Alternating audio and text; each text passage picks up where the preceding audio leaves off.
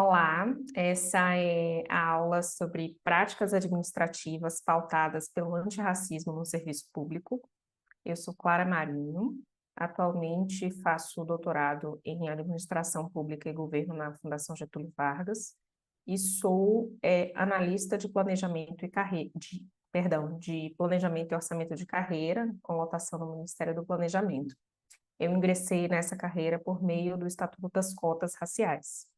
Antes disso, no período de 2013 a 2017, eu fui servidora da então Secretaria de Políticas de Promoção da Igualdade Racial da Presidência. Tive a honra e a alegria de ser subordinada de Luísa Bairros. E, enfim, a parte da minha aula vai entremear a pública em exercício e como alguém que tem se debruçado sobre as práticas da administração pública, não é?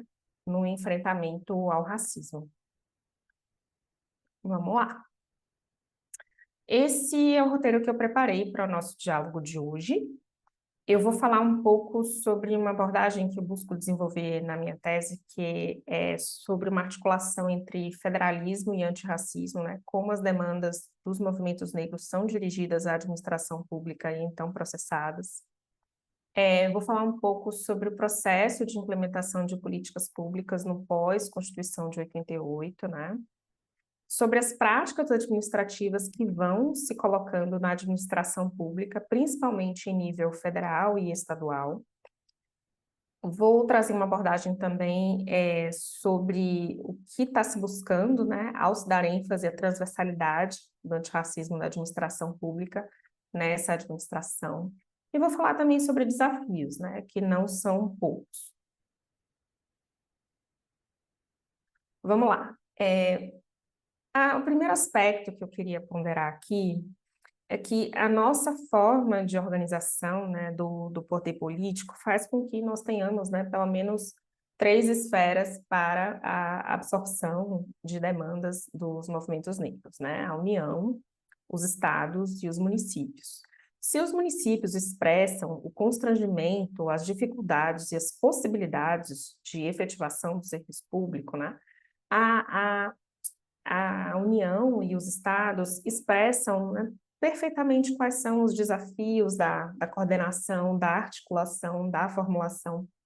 Então, um elemento que eu gostaria de trazer aqui é que as demandas dos movimentos negros são, sobretudo, dirigidas, né, à União e aos estados. E elas são processadas de formas diferentes, né? Então, a partir da criação do Movimento Negro Unificado, você tem um número de questões levadas à esfera da União. Acredito que as formulações dos projetos de lei de Abdias Nascimento na década de 80 expressam bastante quais as políticas que vão se anunciar para as décadas subsequentes, né? E no âmbito dos estados, nós temos inovações, né, ali com a criação de conselhos e com a criação de órgãos de promoção da igualdade racial, que vão expressando, né, primeiro, como a gente acolhe os diferentes segmentos da população negra no aparelho do Estado, e segundo, quais são os desafios colocados mesmo para a estruturação desses órgãos e para a estruturação de políticas, né, voltadas especificamente para a população negra. Então, retomando a questão dos projetos de lei de Abdias Nascimento, né, a gente vê, por exemplo, coisas que estão colocadas hoje, né, na administração pública. Primeiro, né, há uma preocupação com a democratização das burocracias. Então, aqui, nesse projeto de lei de 1983, Abdias fala, né, da preocupação em democratizar a tomada de decisão nas empresas e no serviço público, em todas as esferas né, de governo, União, estados, municípios e nas entidades vinculadas, né, administração direta e administração indireta, e fala também das empresas. No ano seguinte, em 1984, Abdias fala sobre a criação, né, a reserva de vagas para o Instituto Rio Branco, que não por acaso se torna a primeira organização mesmo, né, na União a estabelecer né, ações afirmativas com a bolsa de incentivo à participação na diplomacia. Então, ainda nos anos 80, a gente também tem, não só, né, essas discussões na União, mas nos estados, dessas primeiras instituições. Então, em 84, a gente tem a criação do Conselho da Comunidade Negra no estado de São Paulo. Em 91, a gente tem, né, um pouco depois, a criação de uma secretaria específica para cuidar das questões relativas à população negra no estado do Rio de Janeiro. E na União, a gente tem a criação da Fundação Palmares, né, que primeiro estabelece, né, a defesa do legado da população negra na cultura brasileira e, em um momento subsequente, passa a se dedicar, né, de forma mais direta ao reconhecimento e titulação de quilombolas. Então, enfim, essas demandas elas vão sendo, né, endereçadas à administração pública, ao mesmo tempo que há uma contestação da ideia de democracia racial, não é? Então, não, nós não somos, não há uma igualdade no plano da raça que se traduza, né, no plano das oportunidades sociais e econômicas. Isso não é verdade. E a gente precisa de um conjunto de políticas públicas e de práticas administrativas que deem conta, né, de acolher essa realidade, né, a realidade concreta, que é a realidade das desigualdades. Então, não por acaso, há um esforço muito grande dos movimentos negros de inscrever na Constituição de 88, né, diretrizes de políticas públicas. Nesse momento, o que a gente tem é um repúdio ao racismo, né? Uma sinalização de que é preciso combater todas as formas de discriminação, que o racismo é um crime, né? Que ele não é inafiançável e ele é um crime imprescritível. E a gente tem também uma sinalização muito importante para a população negra rural, que é o reconhecimento dos sítios quilombolas, né? Esses elementos que estão na Constituição, eles serão regulamentados em momentos posteriores, né? Então, a gente tem a Lei K.O. para dar conta da criminalização do racismo. A gente tem a titulação, que anda devagar, sim, porque a gente tem a primeira titulação acontecendo apenas em 1995. E a gente tem institutos de terras dos estados que também vão promovendo a titulação de terras quilombolas, né? Então, por que eu estou falando sobre demandas dirigidas à União e demandas dirigidas aos estados? Porque são esses dois entes federados que vão dando vazão, né, às demandas da população negra. E aí é importante dizer, o município, né, talvez ele seja o grande elo faltante e esquecido dessa forma, né, de endereçar as demandas da população negra. Até o presente momento, nós não fomos capazes de construir uma estrutura interfederativa, né, em pleno funcionamento, que dê conta, né, da absorção das demandas da população negra, seu processamento, a pactuação de responsabilidades, divisão de competências, divisão de financiamento. Então, esse é um ponto importante que eu gostaria enfim, de que vocês carregassem em mente e para a gente ir lá na frente tratar dos desafios, né? Há vários textos produzidos sobre, né, as conquistas da população negra na Constituição de 88, sobre o enfrentamento do mito da democracia racial. O próprio Dias Nascimento, com o genocídio negro brasileiro, dá conta de explicar quais são todos esses elementos, e penso que é importante se debruçar sobre essas leituras para a gente ter em mente o quanto o Estado brasileiro tem sido moroso no processamento dessas demandas e na sua tradução, né, para políticas públicas que afetem o cotidiano das pessoas negras, né? Infelizmente, nós temos indicadores sociais, indicadores econômicos que informam a imensa dificuldade de traduzir, não é, esse conjunto de demandas por humanização numa prática cotidiana de serviço público, né? Numa prática republicana, democrática, né? Capaz de acolher sonhos e possibilidades dessa população, na qual eu me incluo, obviamente.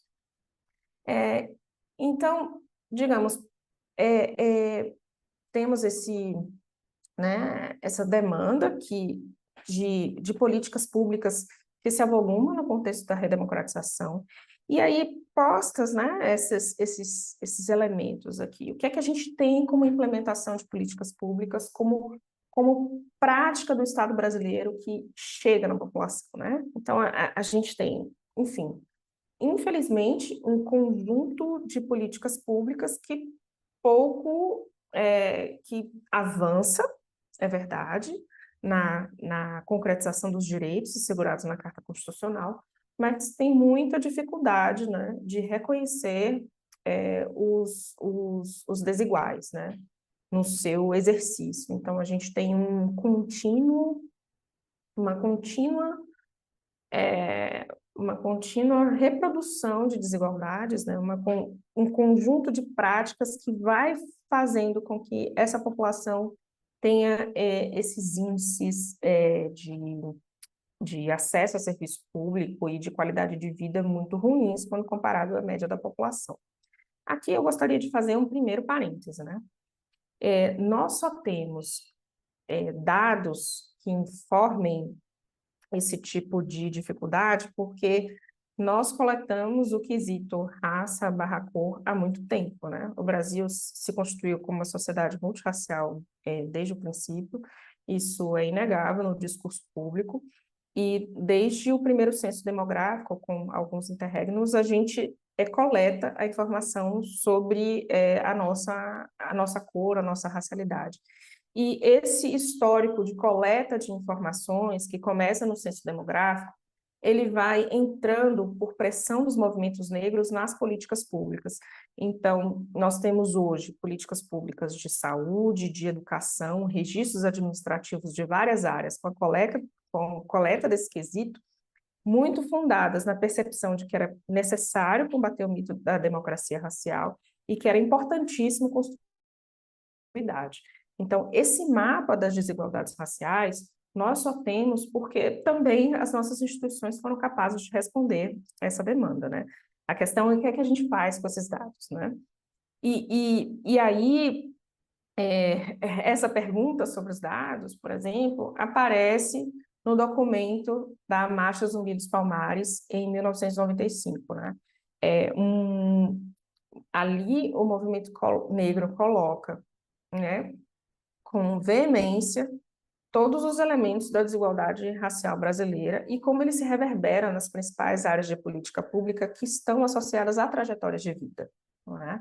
Então, fala-se sobre racismo nas escolas, que é o primeiro grande espaço de socialização da infância negra. Fala-se de discriminação no mercado de trabalho. A vida laboral é fundamental para a conquista de estabilidade econômica, para o alcance de bens e serviços. Saúde, que é fundamental para ter uma trajetória de vida saudável, disposição para o trabalho, não é? A possibilidade de viver em comunidade. E violência racial, não é? Que basicamente os movimentos negros estão aí apontando a violência cometida, sobretudo contra homens negros pelas polícias militares, que, aliás, são de responsabilidade, né, dos governadores. Então, a gente está falando de um conjunto de demandas que são endereçadas, a marcha acontece em Brasília e são demandas endereçadas à União, mas que também se reverberam, né, no contexto federativo, né? E aí, o que é que acontece, né? Como é que o Estado processa esse tipo de demanda? Nós temos um conjunto de ações que passa a acontecer a partir daí, né? Você tem a criação de um GT interministerial, né, que passa a discutir as questões raciais. E qual ponto? O que é que eu quero dizer? Assim, nesse momento, a gente tem um contexto na administração pública que é de reconhecimento da relevância da questão racial na oferta de serviços públicos, mas há uma demora na consolidação de práticas administrativas especificamente antirracistas que deem conta de combater essa desigualdade revelada, não é?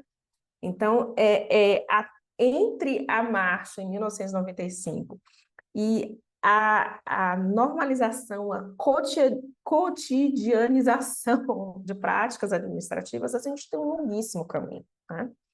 Então,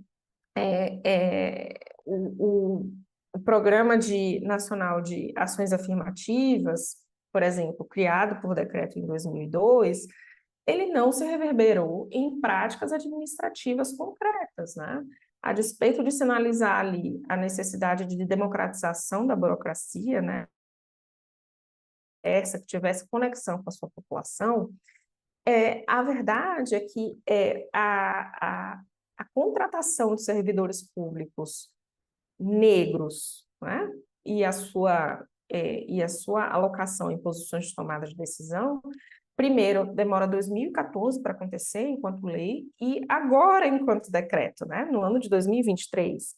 Então, a gente está falando, assim, né, de décadas entre a proposição de ideias e o processamento concreto dessa demanda, a transformação dela numa rotina de trabalho que afete todos os servidores, né?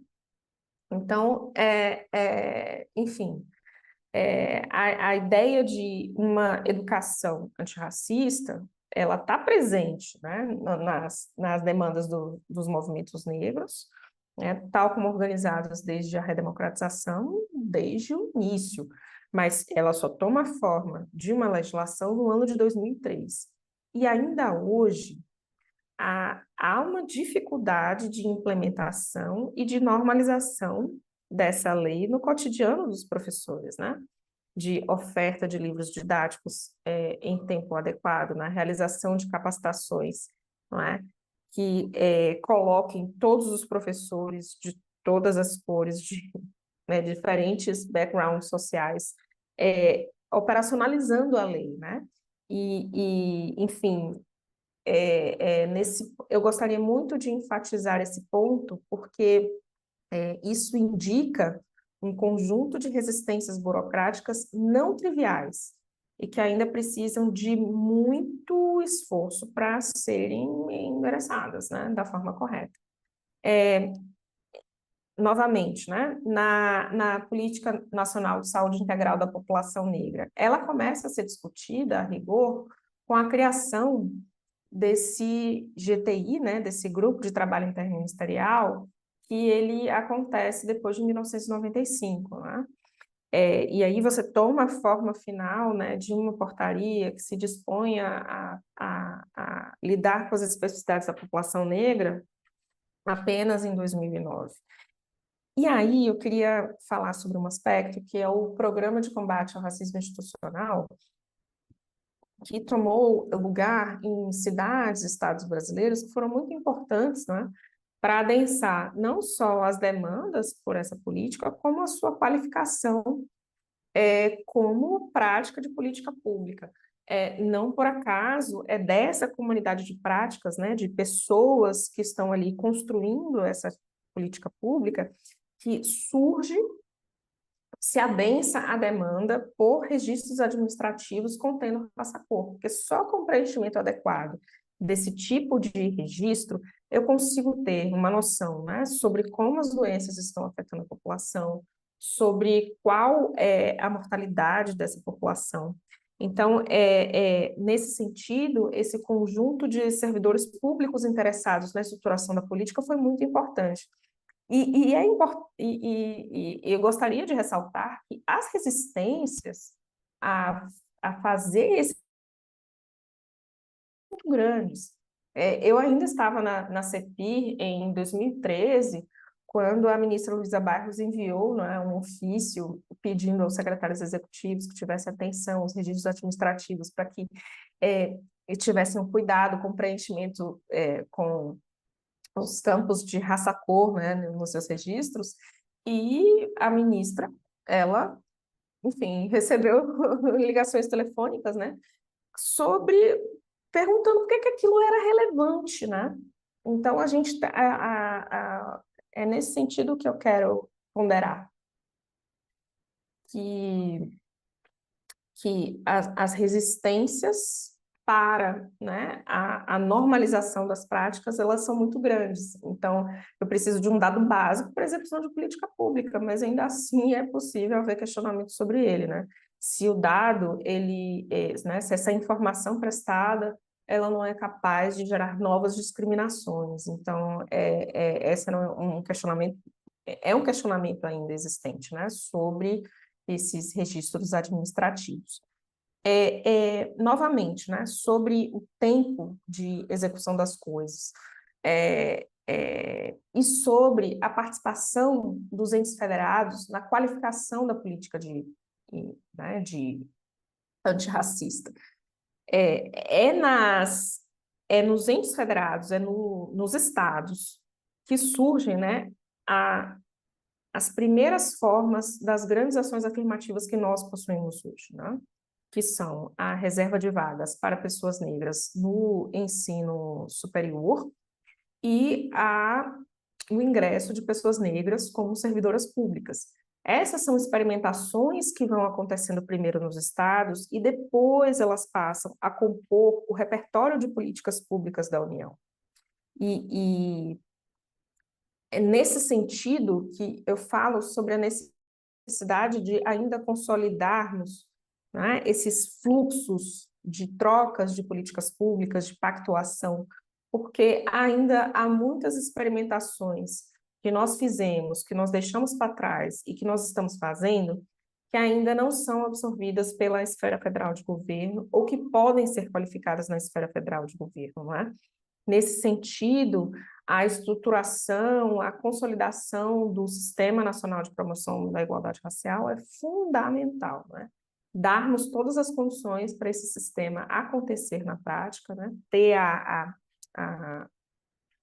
Ter todos os recursos disponíveis para nós sermos capazes de construirmos uma comunidade de práticas de política pública, né? De profissionais de política pública que dê suporte ao aperfeiçoamento da política no tempo, né? Sobre o Pacto Nacional da Redução de Homicídios, na verdade, o ponto que eu gostaria de ressaltar, né, que, enfim, é uma proposição que surge em 2015, o ponto que eu queria destacar é a dificuldade que nós temos de acolher as demandas dos movimentos negros, transformá-la em política pública na área de segurança, né? É uma política basicamente executada sob o comando de governadores, né? A União tem pouca capacidade de fazer a gestão nessa área de política pública, mas ela é a expressão trágica da dificuldade da articulação interfederativa no campo da promoção da igualdade racial e do enfrentamento ao racismo, sem dúvidas.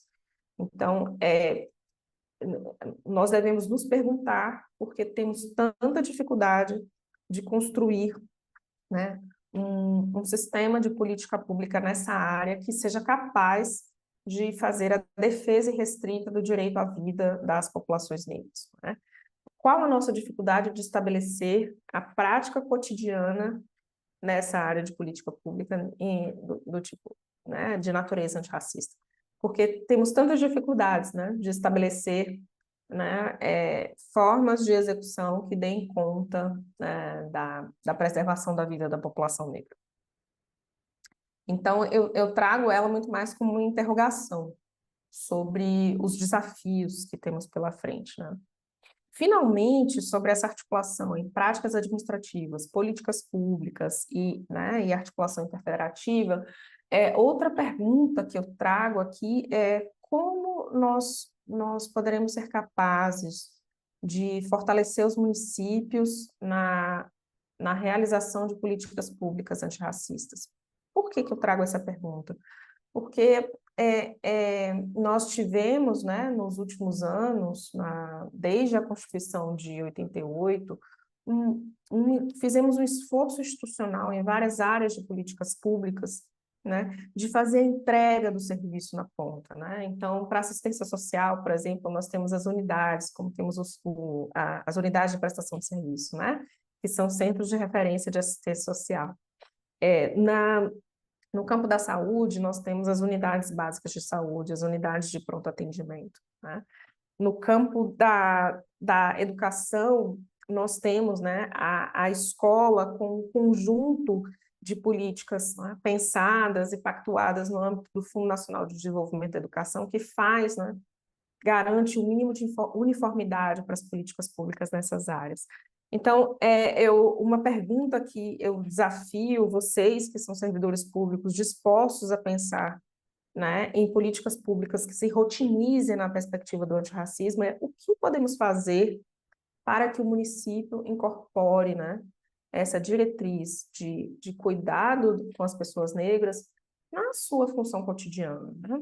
Eu penso que o fortalecimento do SINAPIR, do Sistema Nacional de Promoção da Igualdade Racial, ele é essencial, mas essa postura, ela ainda não está dada.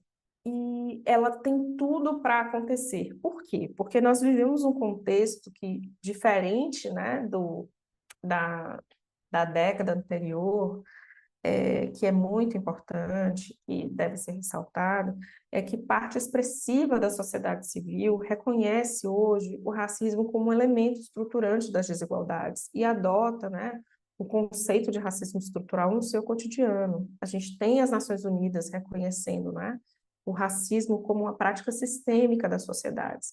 Então, isso para quem, né, uma sociedade que tinha a democracia racial como a principal e única narrativa sobre a questão racial no Brasil, é um ganho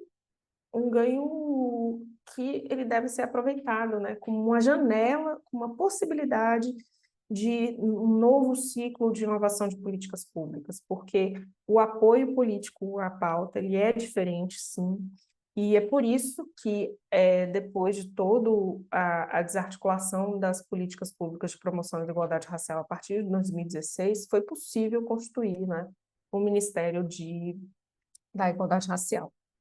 Dito esses elementos, eu gostaria de recordar algumas práticas administrativas, né, práticas administrativas, políticas públicas, que a gente pode tomar como referência para pensar novas práticas, né? Para pensar como o cotidiano do nosso trabalho pode ser antirracista.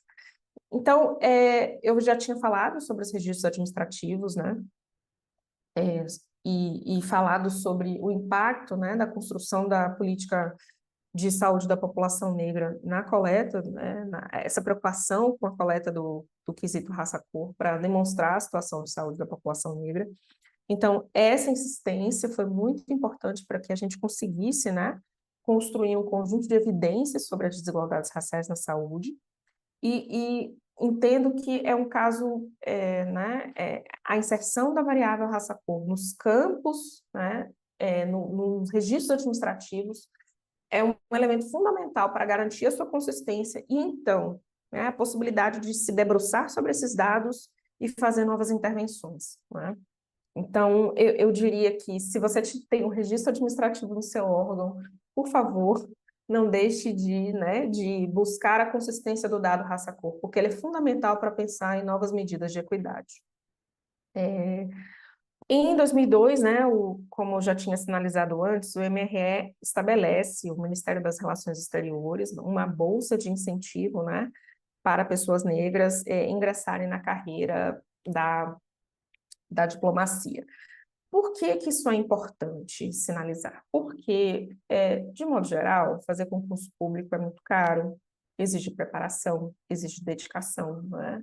E custa tempo, dinheiro, disponibilidade emocional, e normalmente há uma dificuldade da população negra, infelizmente, de ter todas essas condições, né, garantidas simultaneamente para fazer o concurso público com tranquilidade. Então, em 2002, o Ministério das Relações Exteriores estabelece essa política de ação afirmativa no interior do seu ministério. E, curiosamente, né, é agora, em 2023, que a gente vê um segundo ministério fazendo esse esforço, que é o Programa Esperança Garcia, né, feito pela Advocacia Geral da União. Então, novamente, a construção de uma burocracia representativa e ativa na prática antirracista, ela depende, né, do ingresso de pessoas negras no serviço público, né? Esse ingresso, ele pode ser democratizado? Pode, e ainda há possibilidade de fazer esse tipo de expansão, não é? Por isso que ressalto essa como uma prática administrativa importante que pode ser acolhida pelo órgão de vocês na realização de concursos públicos. Em 2005, né, a então Secretaria de Políticas para as Mulheres lançou o selo Pró-Equidade de Gênero e Raça. Consistia basicamente, né, numa premiação que informava a qualidade da preocupação daquela organização com a igualdade, né, entre pessoas negras e entre homens e mulheres. Esse selo, ele prosseguiu por uma década realizando premiações, né? E essa é uma iniciativa muito interessante, por quê? Porque ela tem a capacidade de sinalizar para a iniciativa privada a necessidade do seu compromisso com uma sociedade antirracista, né? Então, várias pessoas, vários órgãos, né, se engajaram nessa rede de equidade criada a partir do selo e têm trocado práticas muito interessantes a respeito. Então, a pergunta que eu faço para você é: a sua organização, o quanto ela busca ou buscou seguir os parâmetros que foram feitos por esse selo, que foi a iniciativa mais interessante do governo federal, né, no diálogo com as empresas privadas sobre o assunto. É interessante responder essa pergunta, porque vários órgãos públicos, federais, estaduais, recebem anualmente pessoas que ingressam, né, pela reserva de vagas. Mas, enfim, recebem as pessoas e recebem de que forma, né? De que forma a gestão de pessoas ela está sendo feita no seu órgão para acolher as pessoas que são beneficiárias da reserva de vagas. Então, o selo Pró-Equidade, Gênero e Raça, ele buscava justamente, né, endereçar para as organizações públicas e privadas quais eram as melhores práticas, então, para uma gestão de pessoas ativa, responsiva, republicana, enfim. Em 2014, a então Secretaria de Políticas de Promoção da Igualdade Racial realizou um prêmio, né, que chamou-se Prêmio Lélia Gonzalez, que visava premiar projetos conduzidos por organizações negras e por mulheres negras, né? Ao mesmo tempo que buscava preservar a memória de Lélia Gonzalez na sua contribuição para as políticas públicas. O prêmio é uma forma interessante, né, de reconhecer talentos, reconhecer possibilidades, de transferir recursos, né, sem muita burocracia. Então, é uma prática interessante que não exige tanta musculatura administrativa para ser colocada em prática e que pode, né, tem o poder de alinhar projetos que são realizados pela sociedade civil com a missão e a visão administrativa do órgão. Então, novamente, o seu órgão tem sido capaz de construir premiações que reconheçam a contribuição da população negra para o campo de práticas em que ele atua, não é? Então, recuperar essas experiências administrativas, né, o quanto elas, né, conseguiram se concretizar no tempo, né, permite que a gente tenha novas ideias mesmo a respeito, né, de como agir. Em 2016, nesse período, estavam em vigor as agendas transversais do Plano Plurianual, não é? Que foi, felizmente, uma iniciativa retomada pelo atual governo e que busca lançar luz sobre políticas públicas que são pensadas, né, desde o seu princípio para endereçar aquelas questões com as quais elas buscam lidar. Então, em 2016, tinha, sim, uma agenda de promoção da igualdade racial e que agora, novamente, ela passa a ter lugar no planejamento governamental, não é? As agendas transversais, assim, sinalizam uma oportunidade do órgão de política pública repensar a sua ação, a sua intervenção à luz desse problema de natureza complexa que é o racismo, né? Então, tem essa possibilidade de tratar as pessoas negras não como beneficiárias, não apenas como um recorte, sabe? É um tipo de beneficiário entre outros de política pública, mas como eu posso, né, recalibrar esse problema de natureza pública na minha organização e conduzir, né, a prática administrativa para que o resultado da política pública seja melhor, para que ele, né, endereça a equidade como um dos seus objetivos, enfim. Em 2018 também, a administração pública, né, o então Ministério do Planejamento, Desenvolvimento e Gestão, publicou uma portaria, né, para fazer a verificação, né, a heteroidentificação das pessoas autodeclaradas negras em concursos públicos, né? Naquela época havia muita denúncia de fraude, e o concurso público é, sim, uma forma de estruturação da vida, do trabalho, né? É uma política pública sobre trajetória, né? Então, o mais legal dessa portaria, né? Do início dessa prática administrativa no governo federal e depois, enfim, se espraiando para o serviço público, é que ela foi uma solução encontrada por servidores comprometidos, né, com o antirracismo. Não estava dado para a administração naquele período de que essa era uma boa solução, e ela só tomou lugar de fato porque, enfim, porque haviam pessoas negras comprometidas, né, com o fato da burocracia, comprometidas com uma burocracia representativa. Então, eu gosto desse exemplo porque ele nos informa, né? E aí são servidores públicos da minha carreira, da carreira de planejamento e orçamento, né?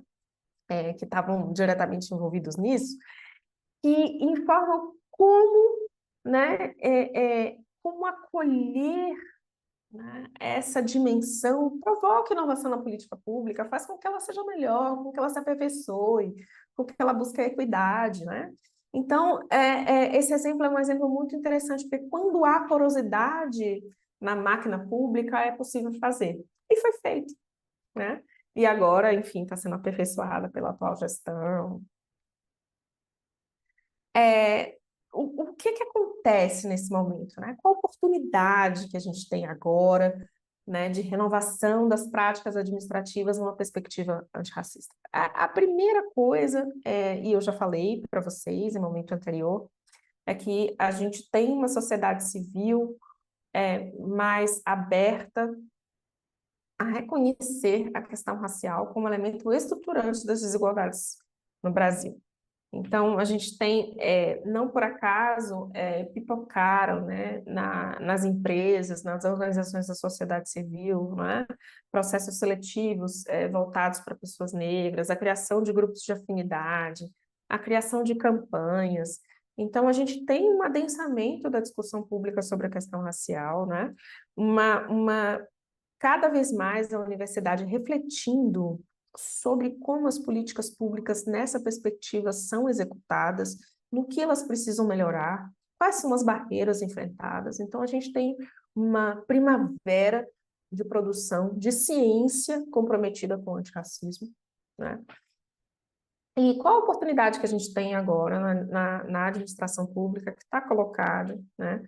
Que é justamente pensar o antirracismo numa perspectiva transversal, né? Considerar o problema, né, do enfrentamento ao racismo e da promoção da igualdade desde o princípio da política pública. Quando a gente está pensando no marco lógico da política pública, como é que o racismo se manifesta nessa área de política pública? Como o racismo se manifesta nesse problema público e quais os instrumentos que eu preciso para enfrentá-lo?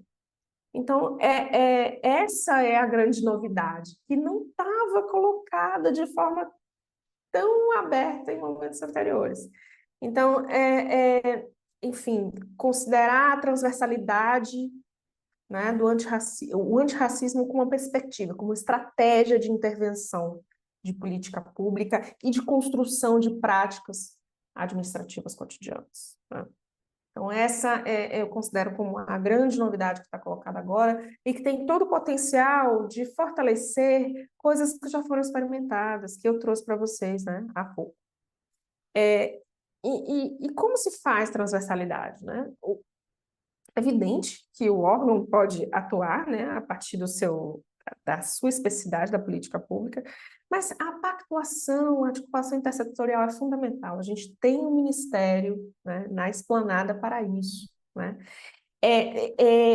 Mas o barato da transversalidade é um pouco esse, assim. É claro que a gente tem um ministério, né, setorial, pensando na promoção da igualdade racial, mas isso não tira a perspectiva do próprio órgão de fazer a política pública, não é verdade? Então, a gente tem a coordenação e articulação localizada num órgão setorial, mas isso não retira, né, de forma alguma a possibilidade do órgão de atuar. De forma alguma. O que eu quero dizer? É possível fazer política antirracista, é muito melhor com né, o apoio e a colaboração do Ministério da Igualdade Racial, mas é possível, sabe, a incorporação dessa perspectiva na burocracia e na prática cotidiana, porque é disso que se trata, né? Né? A estruturação da prática administrativa em acordo com essa perspectiva de intervenção. É disso que se trata. Então, o que é que tem sido feito, né, com o acolhimento da transversalidade na esplanada? Primeiro, há um novo esforço sobre os registros administrativos, né, para que eles informem adequadamente os parâmetros de raça e cor. Uma excelente novidade que nós temos é a promoção de lideranças negras nos variados órgãos, né? Então, o decreto que sai publicado pelo MIG, em parceria com o Ministério da Gestão, Inovação e Serviços Públicos, ele é fundamental para permitir, né, essas mudanças de peças nos vários órgãos da administração pública, né, para que a gente tenha uma burocracia que cada vez mais se parece com a sua população e está atenta aos seus problemas, né? Porque uma burocracia que vem dos mesmos lugares, né, que pensa os problemas da mesma forma, não é capaz de produzir novas soluções para, para novos problemas, né? A gente tem uma sociedade cada vez mais complexa, cada vez mais atenta à questão do racismo. A gente não pode achar que uma burocracia que não se movimenta é capaz de produzir respostas diferentes, né, se ela fica parada no mesmo lugar. Também há um acolhimento, né, nessa perspectiva da transversalidade em estruturas administrativas. Então, uma grande novidade, né, da esplanada dos ministérios são as assessorias de participação social e diversidade, né? Como elas podem articular, mobilizar, né, a sociedade civil e essa diversidade da população, né, dos problemas públicos que ela enfrenta para dentro, para a renovação das políticas públicas, né? Nós temos no Ministério do Planejamento e Orçamento, que é a minha casa de trabalho, né, diretorias voltadas para pensar a transversalidade, e isso tem se reverberado nos instrumentos de planejamento e orçamento. Então, a gente tem um PPA, né, um plano plurianual com agendas transversais, com indicadores de gênero e raça, né, na, na, nas políticas públicas, e com a preocupação, né, de evidenciar as políticas públicas que pensaram no antirracismo como uma perspectiva de intervenção, e isso está colocado na lei orçamentária. Pela primeira vez, a nossa lei orçamentária consta de um anexo de ações orçamentárias que financiam o antirracismo. Não é? Isso é informação valiosíssima para que deputados, senadores façam emendas, para a gente acompanhar como está acontecendo a execução do gasto. Então, isso nunca aconteceu antes. Não é? Como disse, né, os órgãos com a noção de transversalidade se espraiando, a gente tem, né, os órgãos com capacidade de realizar novas ações. E o programa Esperança Garcia, que eu já havia comentado antes, né, promovido pela AGU, é um exemplo. Né? Então, eu vou arrematar quais são os nossos desafios aqui agora, né? Quais os desafios que nós temos para rotinizar práticas administrativas antirracistas na administração pública, né? Nós temos, né, o desafio, né, enfim, de sofisticar a política pública, de rotinizar a transversalidade, de não tratar a população negra apenas como um recorte, um beneficiário, entre outros, de acolher as suas necessidades na formulação dos problemas públicos e na formulação de respostas a esses problemas, né? Nós temos também, né, um grandíssimo desafio, que é de incorporar lições que já estão acontecendo em outros espaços, né, nas empresas, na sociedade civil, de como tratar as pessoas negras no serviço público, de como expor os seus talentos, engajá-las no enfrentamento das desigualdades.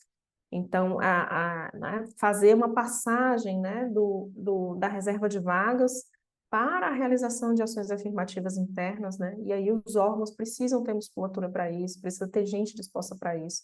Nesse sentido, o decreto, né, de diversificação da burocracia, né, de 30% de vagas para pessoas negras e mulheres nos cargos de direção, é uma excelente novidade. Nós temos um grandíssimo desafio, né, que é de chegar na ponta, né? Como é que a gente... nós já temos uma experiência de absorção de experiências subnacionais. As cotas no serviço público, as cotas nas universidades são exemplos disso. Só que a gente precisa dar um outro salto, que é fazer essa troca acontecer de forma sistemática. E aí, para isso acontecer, não temos saída, senão termos a capacidade de construir um sistema de política pública que permita trocar, pactuar, cofinanciar, né? Estabelecer competências que são concorrentes, que são complementares, não é? Então, nós temos ainda, né, um desafio, que é fazer os nossos entes federados conversarem entre si para rotinizar cada vez mais o atendimento público às pessoas negras numa perspectiva antirracista. Isso não está dado, ainda não está dado. Nós temos importantíssimas iniciativas que foram feitas, que estão em curso, não é? Na saúde, na educação, mas os indicadores sociais nos mostram que ainda é preciso fazer mais e que é uma fronteira de intervenção por acontecer. E, finalmente, nós precisamos também, né, criar espaços de absorção das experiências, né, das periferias, das favelas, dos quilombos, no nosso modo de fazer política pública. O nosso modo de fazer política pública hoje ainda não absorveu de forma generosa e adequada as experiências do povo, né? A, a, a, a, a gente ainda tem práticas administrativas que nos afastam da população. Como é que eu acolho, né, a pessoa que escreve no papel de pão? Como é que eu acolho a comunidade que já está fazendo a sua prática econômica, mas que precisa de um salto, mas não sabe fazer prestação de contas, né? Então, a gente precisa pensar em renovações, né, sobre como a gente acolhe, né, as grandíssimas experiências populares nesse país, que são majoritariamente negras, não é? Eu paro por aqui, eu espero que vocês tenham gostado dessa intervenção, né? Eu estou à disposição para o diálogo e para o contato. Esse aqui é um link que eu deixo, que eu tenho algumas produções sobre né, uma burocracia representativa, sobre os desafios da política de promoção da igualdade racial, né? Os textos que eu sugiro para vocês tem dois, né? Um é um trecho da tese de Tatiana Dias Silva, que cobre o período de criação da CEPIR até 2014. Eu penso que ele é muito importante para a gente ter clareza dos desafios que o racismo institucional coloca às institucionalidades da administração pública voltadas, né, ao enfrentamento ao racismo. Então, é um texto muito legal de ler. Eu espero que vocês aproveitem, são cerca de, né, 60 páginas. E tem um texto mais curto, que é de minha autoria e que eu sinalizo, né, quais são os principais desafios da política antirracista no Brasil, nos dias de hoje. Eu agradeço, muito obrigada, bons estudos e boas trocas.